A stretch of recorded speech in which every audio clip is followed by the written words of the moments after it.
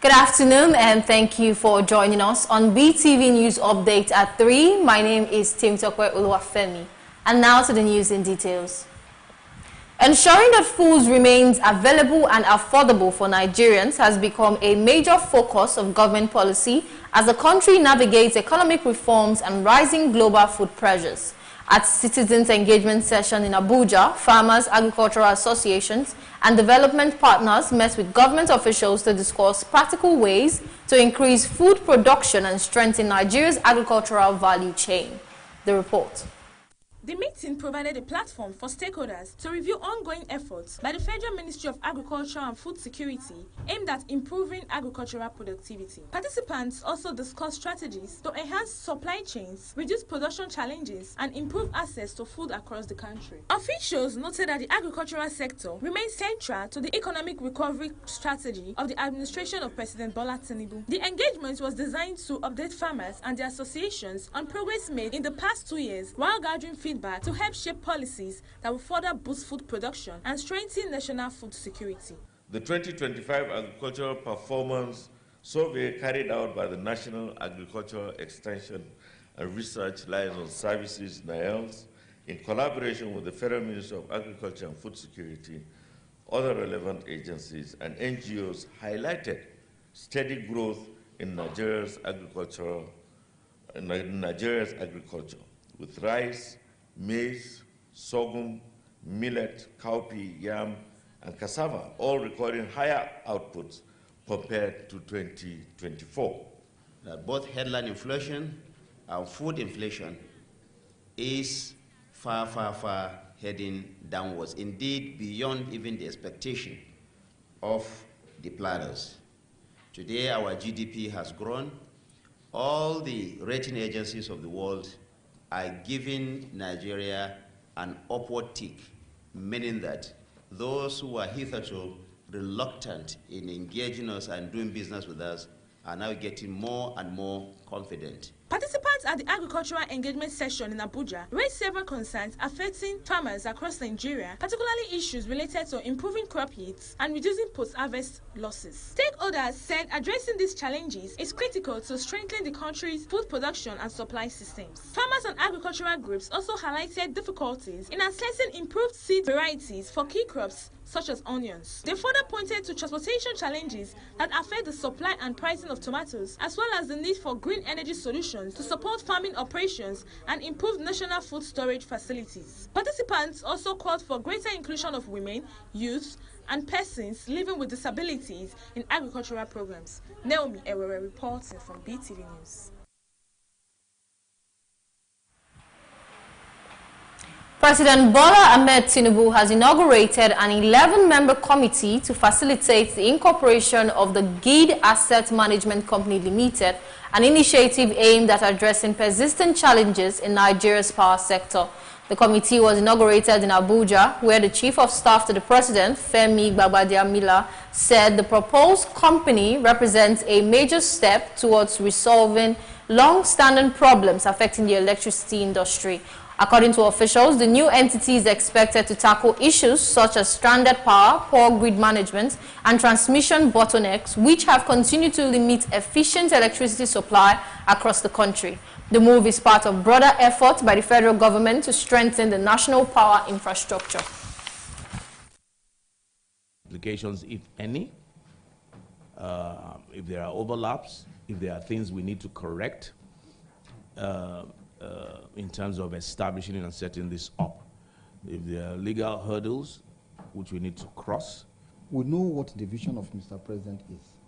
We know what he wants.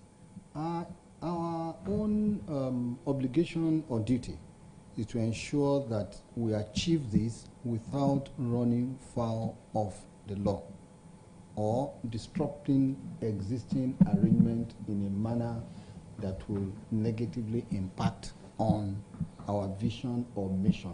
In terms of reference, very well structured, and I align myself with the submission of Honorable Attorney General, and to admit that this is very innovative and must be supported.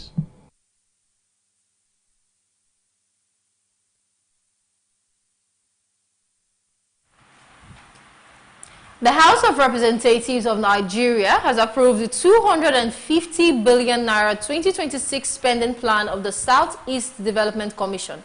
The approval followed a budget defense session conducted by the House Committee on the Southeast Development Commission. Lawmakers commended the leadership of the commission for efforts to advance development in the region since its inauguration in 2025. The managing director of the commission, Mark Okoye, told legislators that the agency plans to grow the region's economy from about $40 billion to $200 billion over the next decade. According to him, the growth strategy will focus on industrialization, agriculture, technology, the creative industry, and infrastructure development. He also highlighted plans for a regional security intervention program to strengthen coordination among the 5 southeast states, alongside initiatives such as agro-industrial hubs, mechanized farming projects, special economic zones, and entrepreneurship programs for young innovators.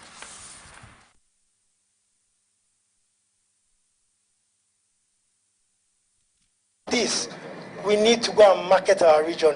We need to go with our states, with our National Assembly members on the committee, and go to these locations and make a case for the Southeast so that they can key into these initiatives and we can build prosperity in partnership with all the others. 54 years after the end of the Nigeria Civil War, the Southeast region has been remembered.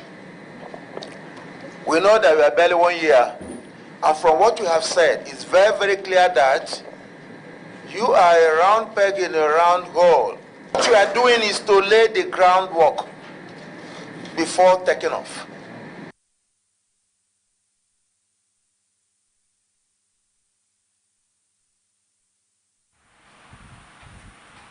Operatives of the Nigerian Security and Civil Defense Corps has arrested 2 suspected bandits in Kwara State following credible intelligence and sustained surveillance by security personnel. The state commandant for the Corps, Bala Bondiga, disclosed the development while addressing journalists in Ilorin. He said the suspect had allegedly been terrorizing residents of Saminaka community, Patigi local government area of Kwara State before their arrest. According to the commandant, many residents had fled the community due to fear of attacks by the bandits. 2 suspects were eventually apprehended, while other remains at large. Items discovered from them include a pistol, mobile phones, tramadol tablets, and cigarettes. The suspects are expected to be handed over to another security agency for further investigation and possible prosecution.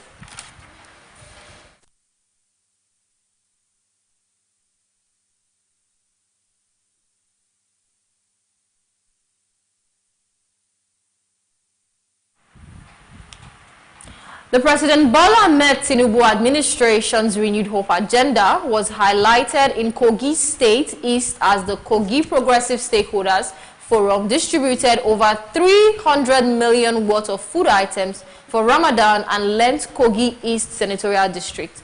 The forum's chairman and former governor of Kogi State, Idris Wada, represented by Sani Phillips, said the initiative underscores the president's commitment to unity during the sacred seasons. Senator Sunday Karimi was also commended for completing a similar intervention. As part of the initiative, 1,500 bags of rice are set to be distributed to thousands of households across the state.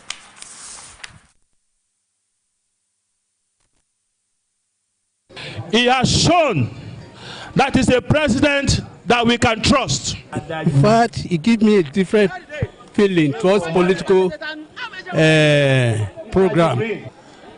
It has been very long time such a thing happened within our area. I'm feeling happy. Are they happy? So we appreciate him and we are ready to support him in his forthcoming election.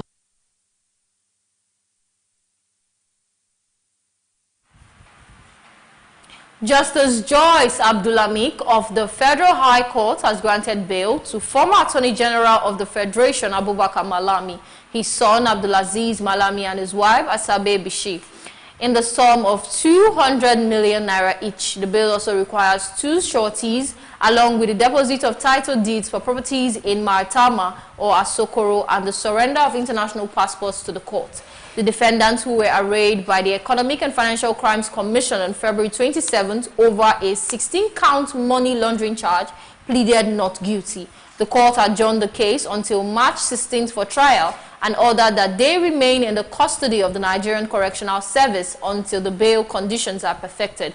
During the bail hearing, EFCC witness David Ajuma, a compliance officer at Sterling Bank. Ajuma narrated how a series of payments running into millions of naira were made into the bank accounts of Ryan Hotels and Metropolitan Autotech Limited with Sterling Bank by corporate bodies and individuals at different times.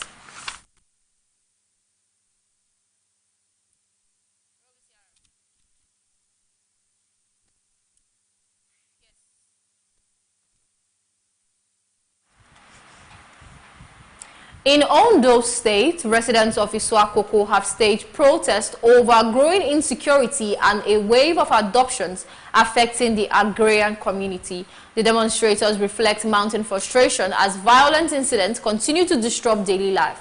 Abimbola Oluwafemi, youth president of Akoko Southeast local government area, said the persistent attacks have severely hampered economic activities, particularly farming, and called on the state government to deploy additional security personnel to restore peace. Similarly, youth president Abimbola Oluwafemi urged security agencies to intervene urgently to contain the crisis, warning that the situation is rapidly spiraling out of control.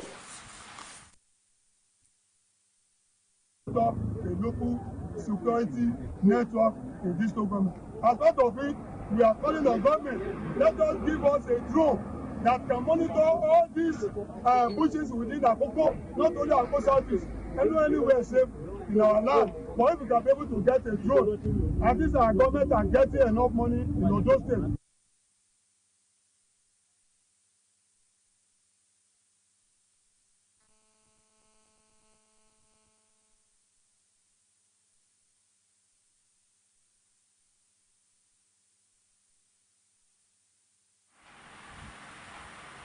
Moving on to the entertainment world.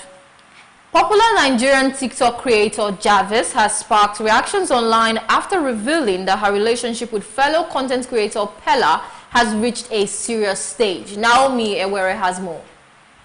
During a recent live session with fans, she disclosed that she is no longer in the girlfriend stage, hinting that the relationship has progressed further. Jarvis stated that she has been engaged since 2024 and described Pella as the first man she has ever taken home to formally introduce to her family. Her revelation immediately drew attention from viewers who have closely followed their chemistry on social media. The announcement comes days after Pella reportedly gifted her a Mercedes-Benz coupe for her birthday, saying he wanted to do something special for her because of the deep love he has for her. While the TikTok star did not reveal whether wedding plans are on the way, the disclosure has continued to generate conversations amongst fans online. In another development, Nigerian singer Charlie Poppy has stirred reactions online after a viral video showed him arriving at a shopping plaza holding a Koboko whip. The clip captured the moment his vehicle pulled up in front of a busy mall as excited fans gathered around shouting his name. Shortly after the car stopped, the singer stepped out holding the whip in his hand while fans crowded around him. The unusual moment quickly caught attention and spread across multiple social media platforms. Many social media users speculated that the singer carried the whip to prevent fans from mobbing him in the crowd. The video has since generated mixed reactions, with some viewers finding the moment humorous, while others questioned the approach. The lifestyle brand founded by Meghan Markle has officially ended its partnership with Netflix. The brand, as ever, was launched last year with financial backing from the streaming giant as part of a separate business arrangement from our television projects. In a joint announcement, both parties confirmed that the brand will now operate independently. A spokesperson for As Ever expressed appreciation for Netflix support during its first year, noting that the company has experienced rapid growth and is ready to move forward on its own. The change comes after the couple's earlier production agreement with Netflix was scaled down. Although Meghan's lifestyle show, With Love, Meghan ran for 2 seasons and a Christmas special, viewership was reported low. Under a new first look deal, Netflix still has the option to review and potentially produce future projects from the Duchess and Prince Harry. Naomi Ewere reporting from Beetv News.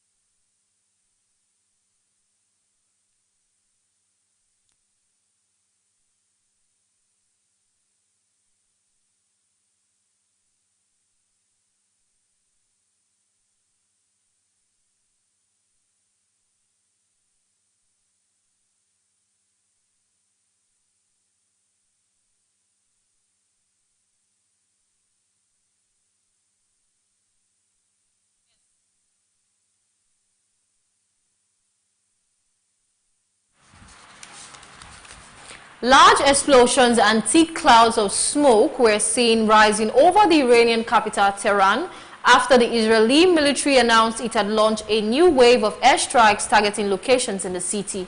The strikes comes as fighting between Israel and Iran intensifies, raising fear of a wider regional conflict. The report.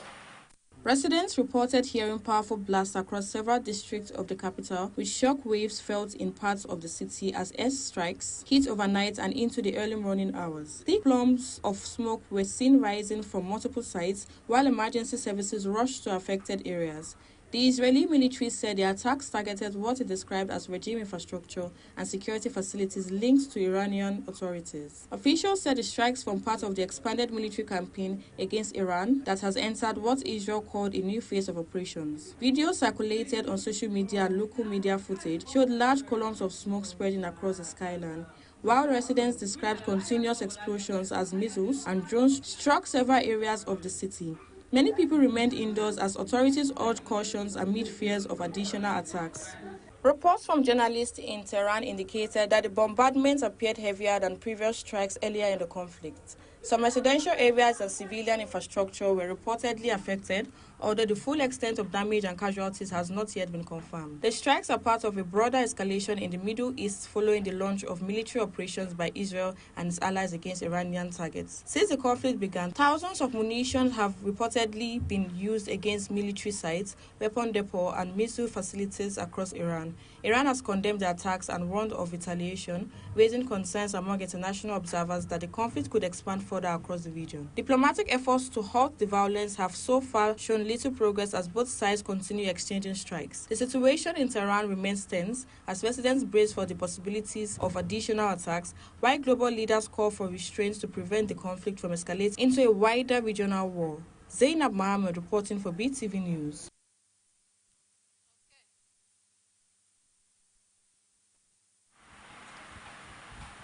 And now to the world of sports. Victor Boniface has given fans a positive update on his recovery from injury after posting a short video on social media hinting at his return to action.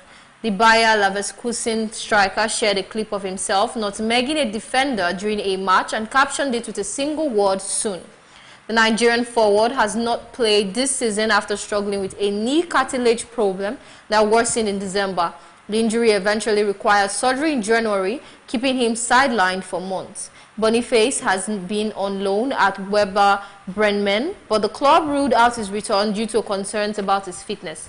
Despite a difficult injury history that includes 2 anterior cruciate ligament tears before the age of 21, Boniface rebuilt his career at Bad Klimt before earning a move to Leverkusen. He later played a key role in the club's historic Bundesliga title-winning season and was named the league's Rookie of the Season, with fans now hopeful that his latest post signals a return to full fitness soon.